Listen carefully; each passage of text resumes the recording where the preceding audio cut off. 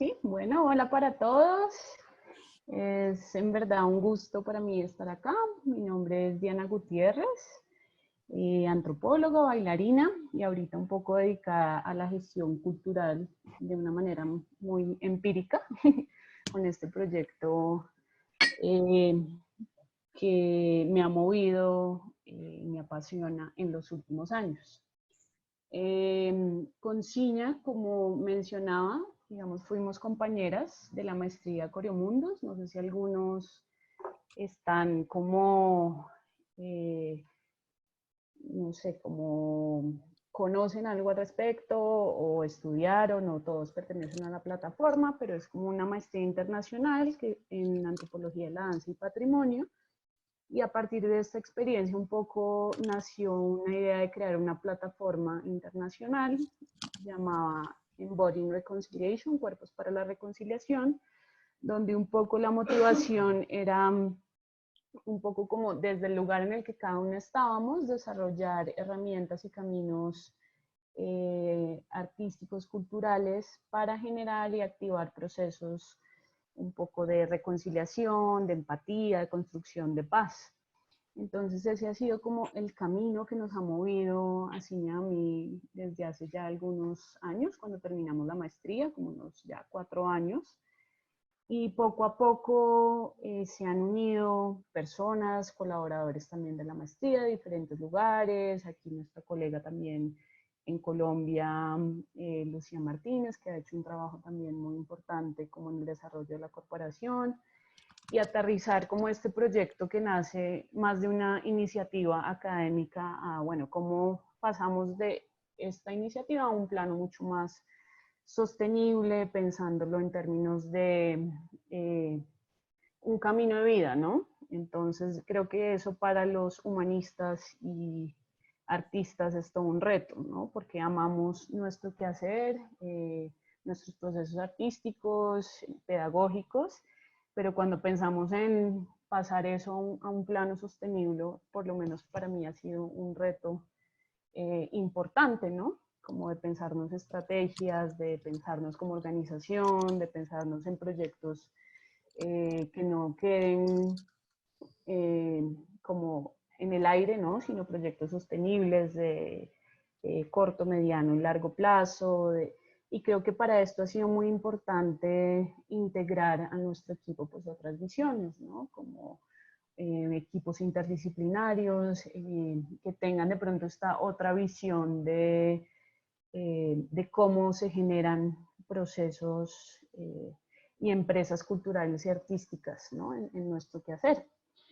Entonces, así nace un poco como esa iniciativa, este gran sueño que nos une, que ha empezado a generar de a pocos como un reconocimiento importante en Colombia en términos de crear herramientas y caminos artísticos legítimos, sostenibles, empáticos, para pensarnos sociedades más justas. Y en esas estamos. Hemos desarrollado varios proyectos con la Secretaría de Educación, con universidades, también con organizaciones de base. Sí, como que siempre ha sido muy importante para nosotros negociar con diferentes sectores de la sociedad. Y en este momento tenemos como dos proyectos como importantes. Uno que es el Museo de las Molas en Panamá, que es un museo físico que en este momento está terminando. Y otro que es el Museo Cuerpos para la Empatía, que es precisamente del que venimos a hablar. Entonces, contarles un poco el punto en el que estamos. Este ha sido un proceso como muy bonito en los últimos años, que cada vez coge más forma, ¿no? Como les decía, empezó un proyecto académico, después empezamos a hacer trabajo de campo en diferentes lugares en Colombia, en Italia también tuvimos la oportunidad, y cada vez, digamos, cuando se pasa un proyecto de un plano académico a un plano práctico, pues uno se da cuenta como, bueno, qué funciona, qué no, qué ajustes, y en este momento estamos como en ese proceso de como de cantar cosas, de decir, bueno, qué ha funcionado y cómo queremos replicar este proyecto en otros lugares del mundo. Entonces, ¿en qué consiste el Museo Cuerpos para la Empatía? ¿Qué hacemos? Creamos procesos, en primer lugar, procesos pedagógicos y artísticos, son procesos de formación cortos, donde trabajamos dos líneas. Uno es la empatía a través del cuerpo, ¿no? Como bailarinas tenemos una sensibilidad especial de trabajar este tema no desde un discurso como lejano, ¿no? Desde categorías como por allá conceptuales, sino desde nuestro cuerpo, cómo nos conectamos desde nuestro sentido, desde nuestro tacto, desde cómo podemos como dialogar con otros cuerpos, ¿no? Entonces venimos desarrollando esta noción de empatía a través del cuerpo y patrimonio. Entonces desarrollamos procesos de creación colectiva utilizando esos lenguajes corporales y audiovisuales. ¿Por qué? Ha sido muy importante para nosotros, como les decía, dialogar con otros lenguajes, porque si queremos como que sean procesos que no sean tan efímeros, el cuerpo es una herramienta súper poderosa, pero como sabemos, es muy, pues los procesos son muy presentes, ¿no? Entonces, el diálogo con estas herramientas audiovisuales nos han permitido también darle como una continuidad a esos procesos, ¿no? Como complementarlos, darles imagen, sonidos, mapas a esos cuerpos y poder llevarlos y transitarlos a otros lugares, no solo en la experiencia misma, que es súper valiosa. Entonces hacemos estos procesos de formación, repito, a través de lenguajes corporales y audiovisuales, donde buscamos promover básicamente la empatía y el respeto por la diversidad como valores sociales fundamentales. Después de estos procesos de formación, creamos una exhibición y esta exhibición ahorita nos estamos como volviendo cada vez más expertas en utilizar herramientas que sean muy interesantes, ¿no? Como más allá del proceso pedagógico, es bueno, ¿cómo lo hacemos interesante para otros sectores de la sociedad? Para presentarlo en museos, para presentarlo en galerías, para llevarlo también, visibilizar estos procesos en otros lugares. Entonces el videomapping ha sido como una herramienta muy interesante en este momento con la que estamos dialogando. Hacemos un registro de todo el proceso de formación y en esta exhibición escogemos un lugar por la misma comunidad, de pronto un lugar abandonado para darle vida, y en ese lugar proyectamos imágenes como de este proceso y también combinamos como ese videomapping, que es como un resumen de todo el proceso de creación, también con herramientas performáticas. Entonces hay un diálogo pues entre el cuerpo y esas herramientas audiovisuales. Para las comunidades con las que hemos trabajado ha sido como muy interesante, ¿no? Hemos visto una acogida muy bonita de ellos mismos verse proyectados en lugares grandes, ver esos cuerpos que dialogan con su territorio, con sus prácticas, de una manera como interactiva y viva, y donde ponemos a dialogar también esas performances. Y pensamos también en esas exhibiciones, es algo que estamos empezando a hacer en territorio, pero también que tengan un carácter itinerante. Es decir, tuvimos una experiencia, por ejemplo, hace poco en Cali, en Galeras y en La Guajira. Entonces llevamos los resultados de, por ejemplo, de Cali y Galeras, lo llevábamos y lo proyectábamos en La Guajira. Entonces es una forma también de hacer itinerar esos resultados, esas visiones que tienen las mismas comunidades acerca de la empatía, acerca de su patrimonio, ¿no? Entonces, como les decía, la exhibición tiene como dos momentos, uno en sitio, que combina herramientas performáticas y video mapping, otra que queremos incentivar es esta idea de itinerantes, ¿no? Llevar eso a otros lugares. Y ahorita estamos desarrollando una plataforma virtual denominada Museo Virtual para la Empatía, donde queremos precisamente como poner a dialogar, a interactuar todas las experiencias en una plataforma mucho más rica, ¿no? Para que puedan como dialogar con otras comunidades, no solo en Colombia, sino alrededor del mundo. ¿Cómo lo hacemos? Entonces, como les decía, tenemos dos líneas de trabajo, empatía y patrimonio. Ha funcionado muy bien mezclarlos, o sea, siento que también la empatía es algo que nos atraviesa. Entonces, cuando hablamos como de las prácticas culturales en cada territorio y utilizamos herramientas audiovisuales, sonoras y corporales, de una u otra manera también estamos dialogando con ese otro. Y hemos organizado como esos módulos en una semana para hacer la exhibición y después visibilizarla en ese museo virtual. Entonces, como de una manera un poquito más gráfica, ¿cómo se vería un museo? ¿Cómo se vería esa propuesta de formación? Entonces, bueno, trabajamos eso con la empatía, con unos módulos donde los llamamos empatía en movimiento, cuerpo y nuevos medios. Ahí tuvimos un problemita de escritura, no es biodanza, sino videodanza. Y cuerpo colectivo, son 4 módulos y al final hacemos una exhibición.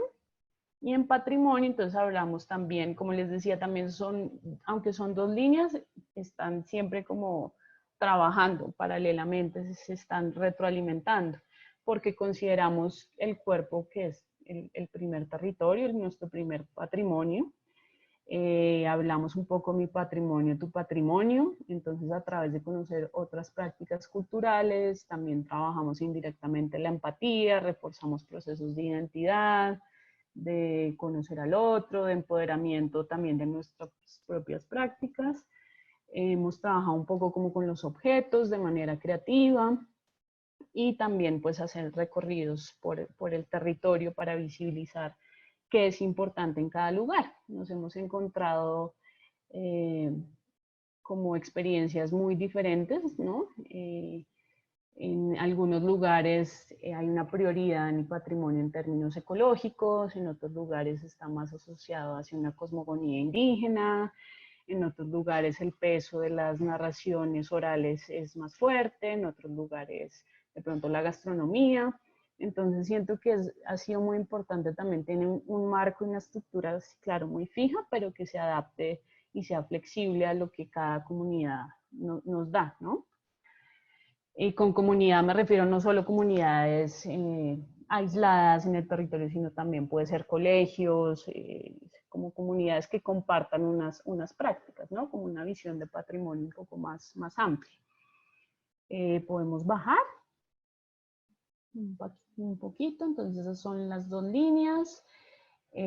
Ahorita queremos como hacer procesos, no lo pensamos de 2 maneras. Uno es la Semana de la Empatía, que es de la que les vengo mencionando, que la idea es llevarlo eso a colegios, universidades, ojalá otras ONGs, no solo en Colombia, sino por fuera, que digan, uy, qué chévere este programa y queremos como incorporarlo a lo que hacemos nosotros y también como dialogar en ese museo. Entonces creo que una semana funciona bastante bien, ¿no?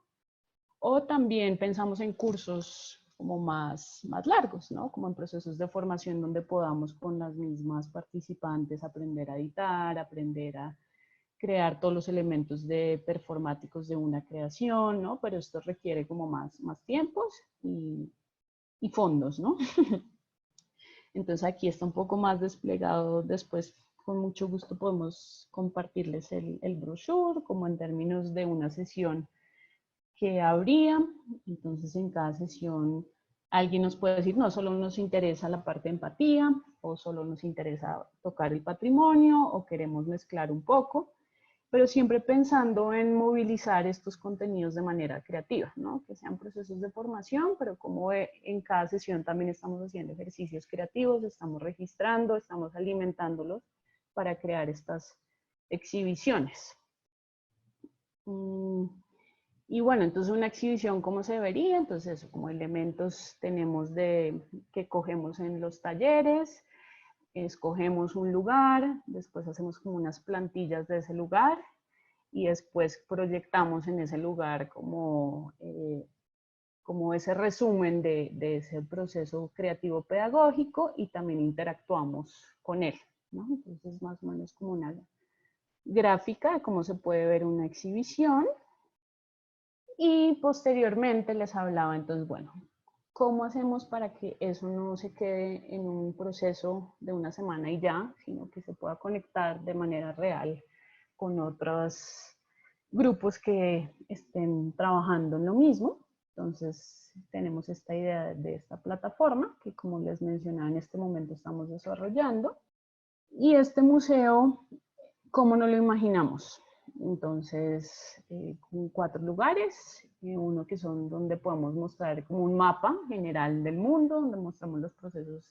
En Colombia trabajamos en tales lugares, en Italia en tales lugares, en Grecia en tales lugares, que es como los lugares que ahorita estamos proyectando, mostrar algo de ese proceso, testimonios, imágenes, video, más como un registro, ¿no? Una parte para las exhibiciones, que era un poco lo que les hablaba arriba, en territorio itinerantes. Y esta parte nos parece que es algo que nos une, que nos diferencia, una manera donde queremos un poco dialogar con esas nuevas herramientas interactivas para pensarnos la empatía. Entonces, ¿cómo nos imaginamos pensar la empatía a través del patrimonio y el cuerpo?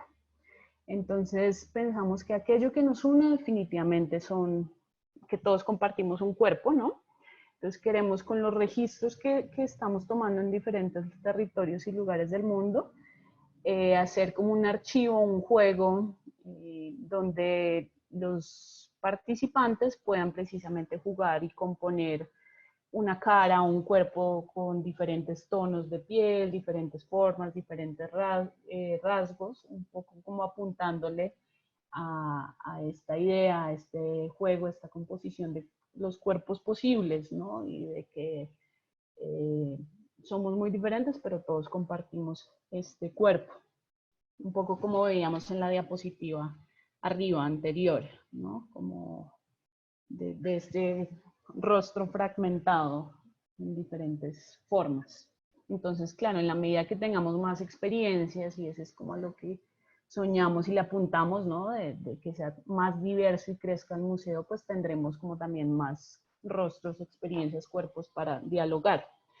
Y otro es esta idea de la diversidad y de mostrar y visibilizar la diversidad humana de nuestro patrimonio cultural a través de cuadros vivos. Entonces hemos visto que en los lugares donde hemos trabajado ha sido muy importante como utilizar elementos que hacen referencia a objetos que hablan de historias personales o historias colectivas, también canciones, movimientos, y es como que un niño en China pueda como meterse a esta parte y mirar cómo en La Guajira un niño guayú se viste, cómo se mueve, cómo es su música, y que pueda como acceder a esa diversidad a través de una manera muy interactiva y jugar con eso, ¿no?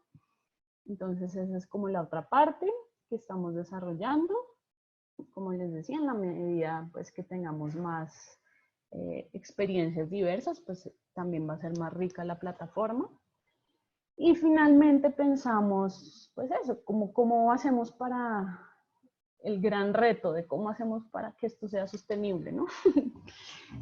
Cómo involucramos a más gente, cómo crecemos. Entonces pensamos como en una figura de voluntariados, de residencias artísticas, y aquí por supuesto es más que nunca como la invitación, ¿no? De que haya un diálogo permanente entre pues, gestores, antropólogos interesados en temas pues, similares, en participar, en nutrir este proyecto, en llevarlo a otros lados, pero también venir y con sus intereses nutrirlo, ¿no? Como que esa es la invitación de hoy, un poco de que nos pensemos también un proyecto que parta y nazca también de pronto un poco de Latinoamérica, de estos sentires, de esos cuerpos, de esos territorios acá, pero también que pueda llevarse a otros lados, ¿no? Siento que muchas de las reflexiones que hablábamos con mis compañeros de maestría o con Ciña como con nosotros los latinoamericanos que producimos contenido, que estamos como en esa labor, siempre es como, cómo legitimamos nuestro quehacer, ¿no? Muchas veces estamos imponiendo otras cosas desde la academia, desde la misma práctica artística, ¿no? Desde cómo se forman nuestros estudiantes en las universidades. Yo que tuve como la experiencia de ser maestra en una universidad distrital formando bailarines, pues el pensum viene de afuera, ¿no? Es un poco como que yo he sentido como este gap, ¿cómo se dice? Esta bache entre cómo legitimamos lo que hacemos acá con lo que traemos, ¿no? Y siento que en nuestro campo hasta ahora estamos como produciendo eh, como caminos de manera rigurosa y seria en el arte, en la danza, en la antropología, y que es importante mirarnos a nosotros mismos, legitimarlo, hacer trabajo en red muy fuerte aquí en Latinoamérica. Hablo como el cono sur hacia arriba, ¿no? Porque siempre lo estamos haciendo al revés, ¿no? Y siento que en la medida que haya una propuesta sólida, que mire formas de hacer campo desde comunidades de base, que visibilice esos procesos, pero también que no es ajena a las necesidades de las sociedades globales, ¿no? Como hoy, creo que el impacto será más grande, ¿no? Entonces, pues me interesa mucho como oírlos, que dialoguemos, como que, pues contarles que obviamente este proyecto es para todos, ¿no? Esa es la invitación, ¿no? Como que pueda crecer, nutrirse y pensarnos iniciativas no solo como estas, sino otras para generar contenidos, academias, cosas prácticas que puedan movilizar ideas, pero beneficiar también a muchas personas, ¿no? Entonces, pues nada, no, creo que me extendí un poco, con eso cierro. No sé si Ciña quiera también como aportar, creo que su visión también ha sido muy interesante porque ha venido desde Italia a trabajar acá y creo que puede como darnos su mirada y también después podemos dialogar un poquito.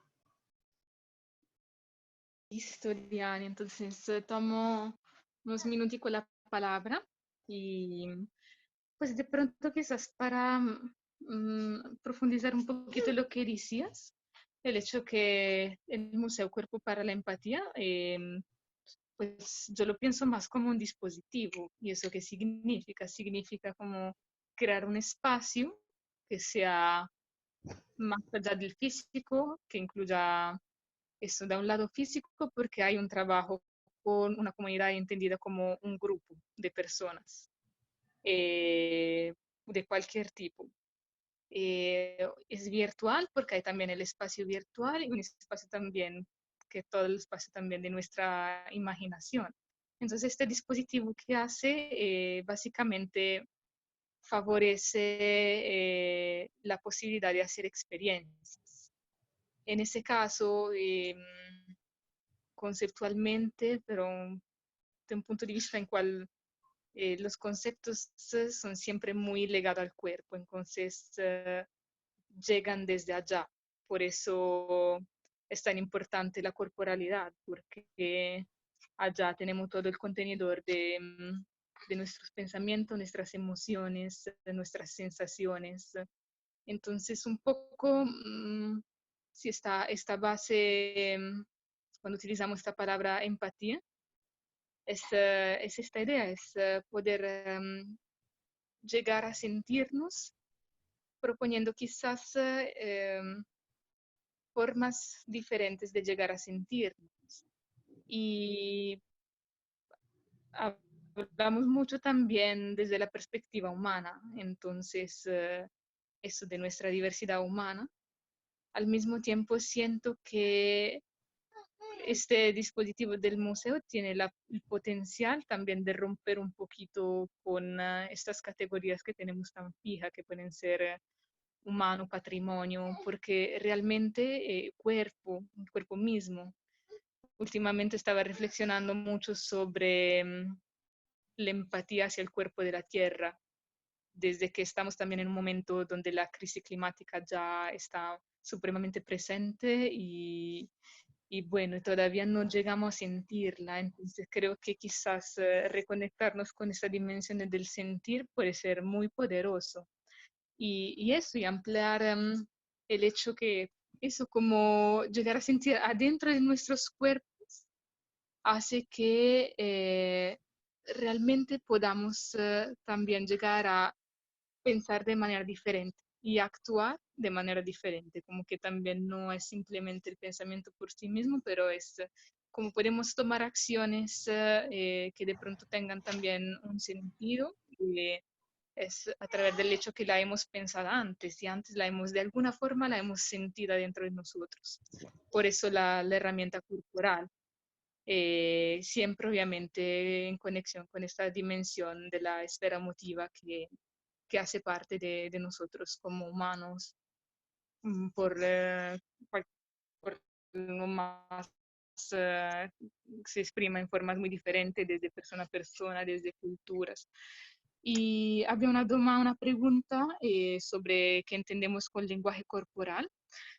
Pues realmente de una forma puede ser la danza, pero va mucho más allá. Es muy poderoso, por ejemplo, trabajar desde la gestualidad. La gestualidad habla mucho. Nosotros en los talleres hemos hecho muchos juegos que también a través del gesto hay mucha comunicación allá y, y el gesto revela también nuestros recursos culturales de alguna forma. Em, Se manifiestan después en formas más elaboradas que pueden ser sistemas de movimiento en sentido amplio, ya rituales, danzas, artes marciales, prácticas de cualquier tipo, hasta hacer el pan es una práctica corporal, manual, cualquier cosa, porque realmente esta es la casa donde vivimos. Entonces, simplemente para volver eso, a deconstruir un poquito las categorías, también la palabra patrimonio la imaginamos en relación a la cultura, pero no hay una distinción tan fuerte entre cultura y naturaleza, por ejemplo. Entonces, este dispositivo del museo, por eso puede abrazar muchas visiones y por eso es tan flexible, se puede adaptar también a las curiosidades, a los intereses de los grupos con cuales trabajamos. Y la última cosa, un poco la invitación que decía Diana, pues de alguna forma a ser parte de esta red, es el hecho que pues yo pienso que ustedes mismos si les resonó, les inspiró algo de ese proyecto, se pueden poner en comunicación con nosotros y quizás si están interesados a crear algún tipo de experiencia parecida en sus contextos, en sus países, en los grupos donde trabajan, estudian. También es algo que se puede pensar juntos porque la parte virtual nos permite eso, nos permite también un diálogo en la distancia, así como estamos haciendo ahora mismo. Entonces, bueno, estas son simplemente pues una pequeña presentación. Después, si quieren profundizar, pues que nos escriban con mucho gusto ahí. Podemos seguir pensando juntos. Listo, chicos. Ya, si tienen preguntas, yo y Diana y estamos muy felices de poder responder. Muchas gracias, Signa. Bueno, entonces ahora pasamos a la sección de preguntas. Bien, yo quisiera hacerle una pregunta a nuestras dos participantes con respecto a la cuestión del patrimonio cultural y cómo ustedes lo abordan precisamente como una práctica, ¿no? Que es algo muy importante para la Convención del Patrimonio Cultural Intangible o Inmaterial. Y me pregunto yo, pues, ¿qué tanto han encontrado en su práctica, ¿no? O sea, en su experiencia, qué tan importante realmente es la práctica y qué tanto la gente todavía, pues, le da más importancia a lo material o no. O sea, yo sé que dentro de la convención, de todos los objetos que forman parte de esas prácticas también se consideran como dentro del patrimonio cultural intangible, pero me pregunto yo, ¿qué pasa? Pues finalmente la construcción de esta convención, yo diría que es más europea que desde nuestros lugares. Okay. Bueno, mil gracias por tu pregunta, Raimundo. Para responderte, no sé, Ciña, qué piense, pero digamos, yo siento que nuestro rol ha sido un poco más de mediadores, de facilitadores. Entonces, en las experiencias que hemos llegado a ciertos lugares donde tienen una práctica de patrimonio muy viva, el diálogo ha sido desde una posición, o tratamos, ¿no? Como de una posición más horizontal, y siento que el reto ha sido más visibilizar esos procesos, como darles la importancia, darles la voz.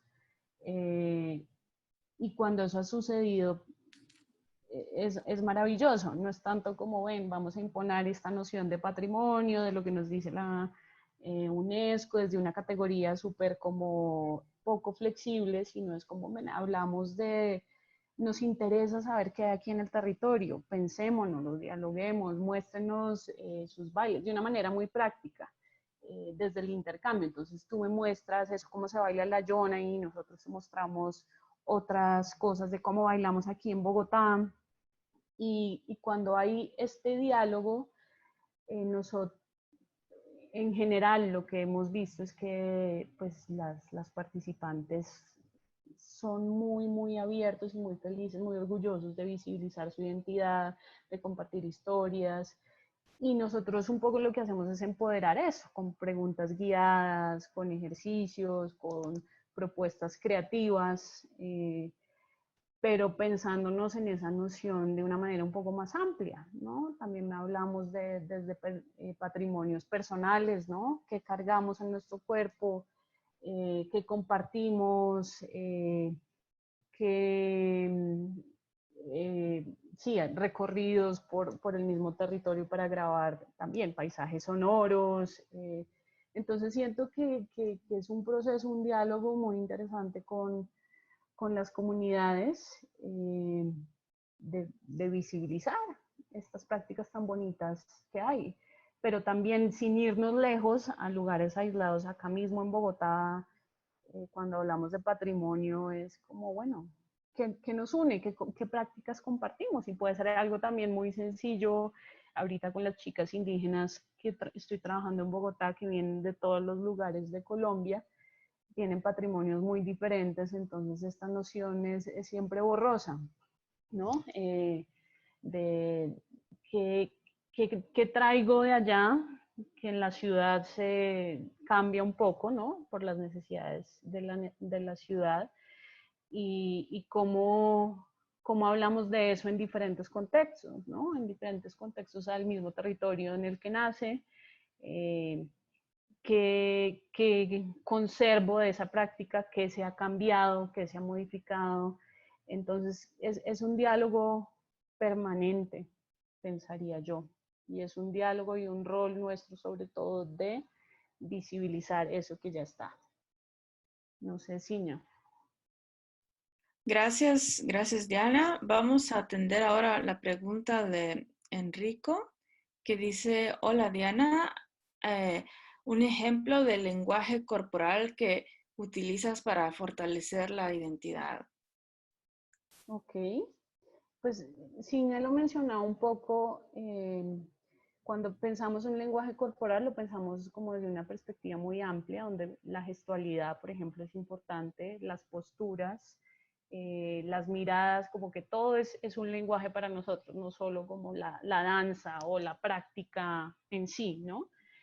Entonces, cuando nosotros pensamos en lenguaje corporal para fortalecer la identidad, el respeto por el otro, la empatía, creemos que necesariamente tiene que estar atravesado por una emocionalidad, ¿no? Cuando hablamos de procesos de reconciliación con el cuerpo, creo que lo hace diferente a pensarlos desde un discurso político o desde un discurso económico, es esa capacidad precisamente de sentir, esos otros cuerpos, de mirarnos a los ojos, de hacer espejos, como ejercicios muy simples que simplemente nos permiten como salirnos un poco de esas historias personales para recibir esa información que nos está dando ese otro cuerpo que se expresa de maneras ilimitadas, ¿no? Y nuestro trabajo es guiarlo con ejercicios muy, muy puntuales y también leer como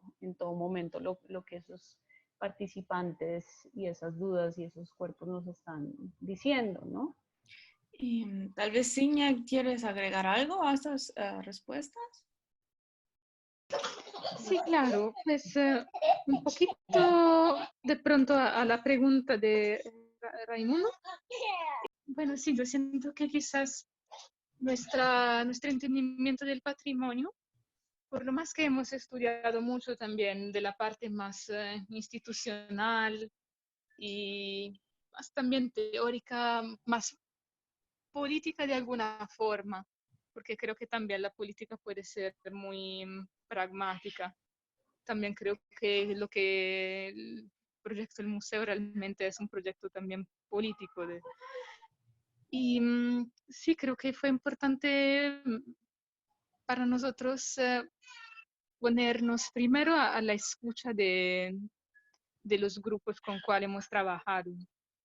Entonces, llevar simplemente una suerte de contenedor, una estructura que obviamente nos sirve, nos soporta, y dejar que los contenidos puedan surgir también desde las experiencias mismas. Por eso también las experiencias que hicimos fueron muy diferentes. Entonces también, pues un poco utilizamos la palabra patrimonio porque pues necesitamos también de unas categorías que sean entendibles desde el punto de vista social y político. Es también una elección estratégica porque obviamente me conecta a una pregunta también sobre las donaciones y la amplía un poquito. Podemos utilizar palabras claves, podemos también acceder a recursos económicos, que es, pero al mismo tiempo cada cosa que hacemos la ponemos también hacemos preguntas y reflexiones sobre eso. Entonces, patrimonio, quizás a mí me gusta más la palabra inglés heritage, que es lo que heredamos. Tiene de pronto una connotación un poco menos patrimonio relacionado al patriarcado, ¿no? Entonces, bueno, entonces esto que heredamos, que es algo que también cada grupo lleva desde una perspectiva al mismo tiempo personal y colectiva y cultural. Entonces son estas tres dimensiones que ponemos un poquito literalmente en movimiento. Y pues, ¿no? Simplemente una ampliamente relación a esta, a ver la dimensión es como más institucional y la dimensión quizás también experimental. Y sí, esa reflexión que es verdad que utilizamos también estratégicamente. La pregunta en relación a las donaciones que veo después, quizás de pronto Diana puede hacer un enfoque un poco más preciso alrededor. De pronto te dejo la palabra, Diana. Pero antes de pasar a hablar de donaciones, vamos a tener la pregunta que tiene Juan. Bueno, es que es un trabajo muy bonito y muy, muy interesante y muy necesario, creo, también para nuestro continente y en general para nuestro mundo el que hacen.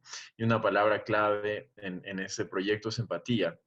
Y entonces me da un poco una curiosidad, tanto académica como no académica, de saber cómo entienden la empatía. Sí, eso, cómo podemos conceptualizarla, o inclusive tal vez a través de imágenes poéticas o corporales, o no sé, y también cómo sabemos que la empatía se logra, ¿no? Porque partimos de del hecho de identificar que es una necesidad crear empatía, y cómo sabemos que se ha dado la empatía. Tal vez es una pregunta que parece un poco tonta, pero no sé, me da un poco curiosidad con toda la experiencia que han ganado ustedes, pues, ¿cómo lo identificarían? Uy, bueno.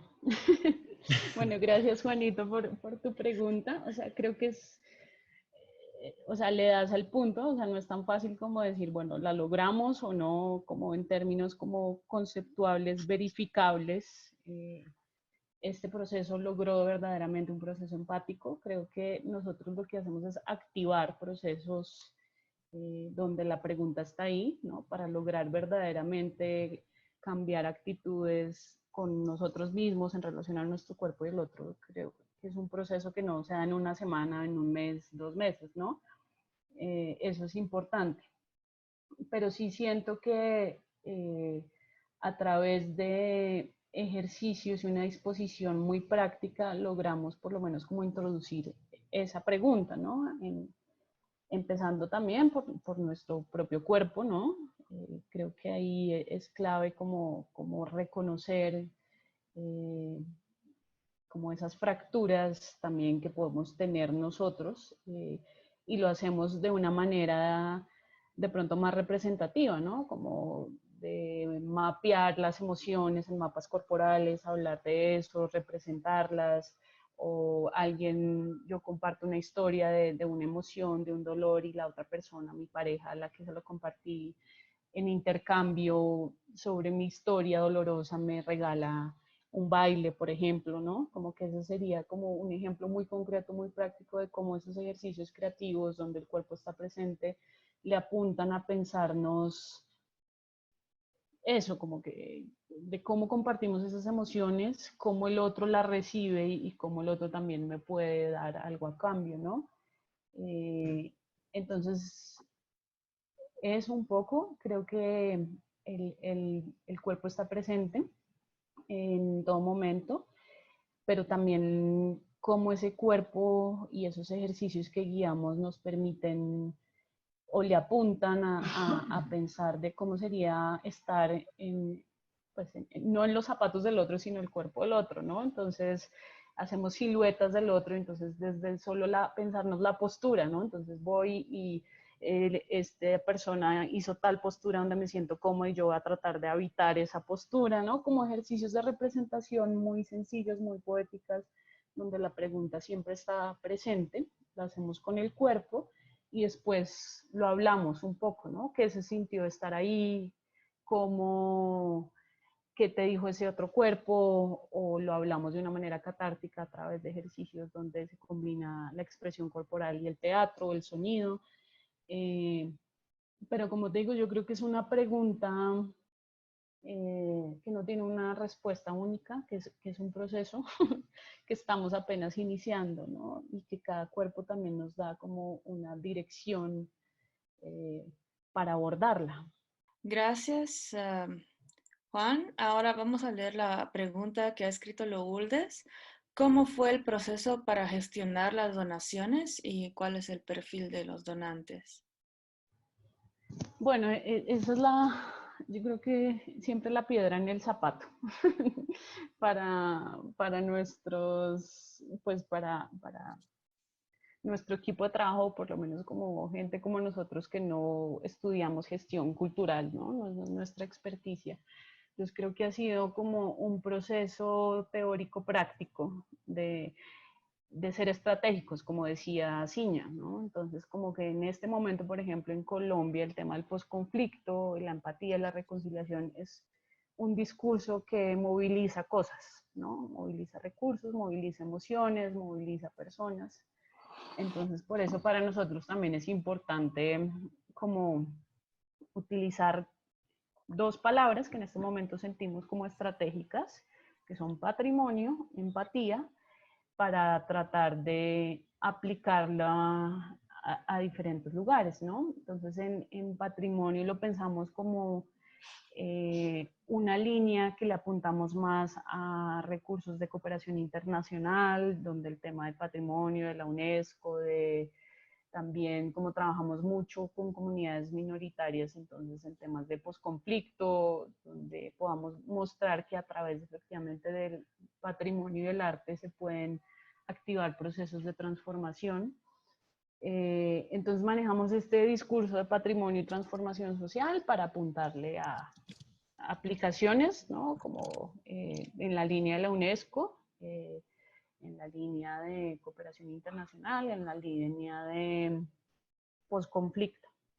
Y ahorita con el tema de la empatía creo que es un tema más amplio, donde queremos llegar más, porque es algo que no necesitamos estar en una comunidad aislada para trabajarlo, ¿no? Como que todos necesitamos trabajar la empatía, ¿no? En todos los sectores de la sociedad, independientemente de nuestro patrimonio, de nuestra condición cultural, sociopolítica, etcétera. Entonces ahorita pensamos que esta categoría se aplica mucho para colegios, para universidades, un poco también para empresas en temas de responsabilidad social. Entonces estamos como direccionándolo hacia esos dos lados, ¿no? Pero hasta ahora las becas que hemos recibido han sido como el Ministerio de Cultura, de IDARTES, que es como el Instituto Distrital de Cultura y Turismo, y hasta ahora estamos como empezando a hacernos visibles acá, ¿no? Y creo que es importante en la medida que tenga un reconocimiento del Estado acá, es como una bola de nieve, ¿no? Como poder aplicar a cosas que son más grandes, ¿no? Pero entonces es todo un tema. Creo que es muy importante el asunto de la recursividad, de adaptar también los recursos a las convocatorias, ¿no? Como ajustar cositas de lo que cada convocatoria está pidiendo, ajustar los tiempos, las necesidades, y es un proceso que, pues, que la misma práctica nos va dictando de cómo ser más efectivos, ¿no? Pero lo que te puedo decir, sí. Gracias. Hola, ¿me escuchan? Sí. Perdón. Bueno, gracias, Ciña y Diana. Es una alegría tenerlas aquí porque creo que hay un sueño, hay un ideal compartido también de justamente hacer red, compartir, crear conocimientos, vernos, escucharnos entre nosotros. Desde hace un par de años les sigo por las redes sociales y bueno, y quería preguntarles acerca de justamente el equipo, cómo funciona el equipo al interior. He visto en su página web que es muy bonita, muy completa a nivel informativo, pero también a nivel visual. Eh, Hablan de los reconciliadores ahí. Y me preguntaba, siendo un equipo multidisciplinario, ¿cómo hacen? Si es que hacen como talleres entre ustedes o cosas así, porque evidentemente un artista no siempre va a ser una persona que sepa, por ejemplo, acerca de comunicación no violenta o yo que sé, un poco apuntando también a la pregunta de Enrico. Un artista no necesariamente sabe cómo tratar con personas con disabilidades o con traumas.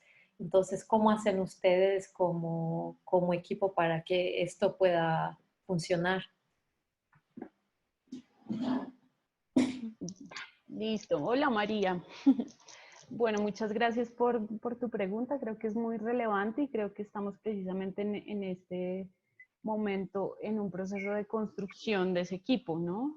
Por la misma naturaleza de cómo fue creada la plataforma, es un equipo internacional, entonces la participación de todos no es la misma. Digamos que hay algunos que tuvieron un rol muy importante al principio en la gestación de la idea, pero que ahora no están tan presentes y de pronto ahorita estamos como 3 personas que somos 3 mujeres presentes, como a la cabeza como de los proyectos y administración de la corporación, pero también cada proyecto que ha venido llegando marca como la necesidad de vincular otras personas de acuerdo a lo que el mismo proyecto nos pide, ¿no? Como en términos prácticos, económicos, ¿no? Como el contador, administrador, como gente que también piense como un modelo de gestión mucho más completo, pero no hemos tenido sinceramente como un trabajo riguroso de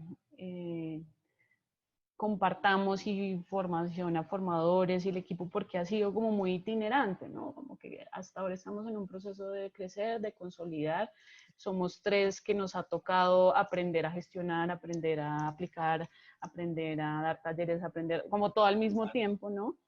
Y siento que en la medida en que que ojalá la plataforma empiece a crecer, podamos tener estos espacios más especializados, con equipos donde cada uno maneje cierta línea, donde podamos tener un componente de formación más integral entre nosotros y donde los facilitadores o colaboradores o el equipo que llega que es más itinerante pues tenga un rol también más activo, ¿no? Pero en este momento estamos como en proceso de construcción, ¿no? De que sea sostenible, de darlo a conocer para poder pues también generar recursos y que sea un modelo de no solo altruista y bonito y que nos apasiona, sino también de vida. Entonces, pues todo eso está contemplado para ojalá un futuro próximo. Bueno, gracias, Diana. No sé si Ciña quiere añadir algo más. Sí, solo un par de cositas. Pues primero en relación a la pregunta de Juan sobre empatía, sobre cómo sabemos si tuvo un efecto lo que hemos hecho. Hay dos niveles. El primero es lo que tenemos que presentar al exterior para, por ejemplo, que nos soporten con fondos, para que este proyecto sea realmente autosostenible para todos. Entonces, allá hay que mostrar, por ejemplo, la cara más segura de nosotros, del proyecto y el resultado tangible y cuantitativo. Desde que es un proyecto más cualitativo, por eso siento que una herramienta que sirvió mucho fue toda la parte audiovisual y de la plataforma virtual, porque son dos cosas que en lo cualitativo por lo menos podemos mostrar. Y eso entra como en la parte de estratégica, también quitándole toda la parte en cual más idealística, en cual nos gustaría vivir en un mundo donde simplemente podemos regalar toda esa experiencia que también ojalá un día podemos llegar a vivir así todos, regalándonos cosas. La otra cara, la cara más íntima, más personal, te diría, Juan, que yo tengo absolutamente cero certeza de lo que hacemos tiene un impacto. Y al mismo tiempo tengo la intuición que así es. Y como dice Diana, de pronto a veces son prácticas muy sencillas, un ejercicio de mirarse, un ejercicio de tocar la mano del otro. Y esto se siente más casi a nivel perceptivo, intuitivo, que sí tiene un efecto.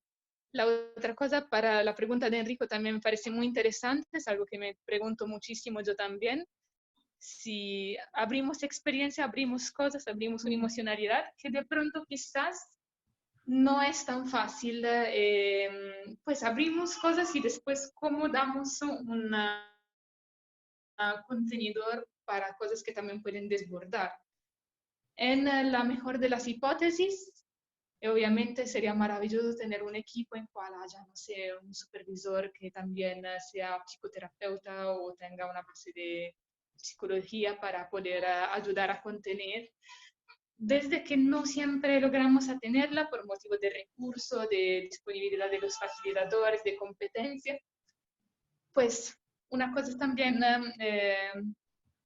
hacer que la misma propuesta que damos sean propuestas de autoconocimiento por la cual la misma persona puedan utilizar para poderse contener a sí mismo y poder contener a través de las relaciones que se crean en el grupo o de otras figuras que puedan soportarlo, que hacen parte de la comunidad de ellos mismos.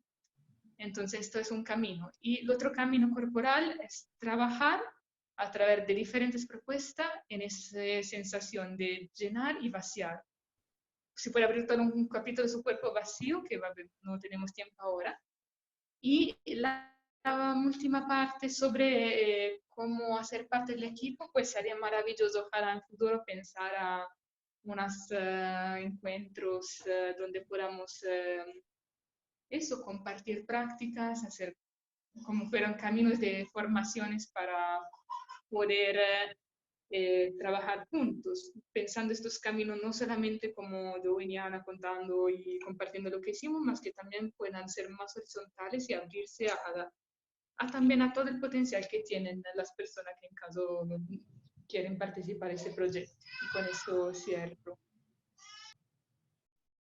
Bueno, muchas gracias, Ciña. Entonces, para concluir, para terminar esta sesión, le agradecemos a Ciña y a Diana por su tiempo. Es un proyecto muy interesante que a mí también me hace pensar en muchas cosas y sobre todo por el contexto de Latinoamérica, que tenemos problemas similares como el asunto de acceder a la diversidad, que es un tema que a mí me encantaría seguir abordando.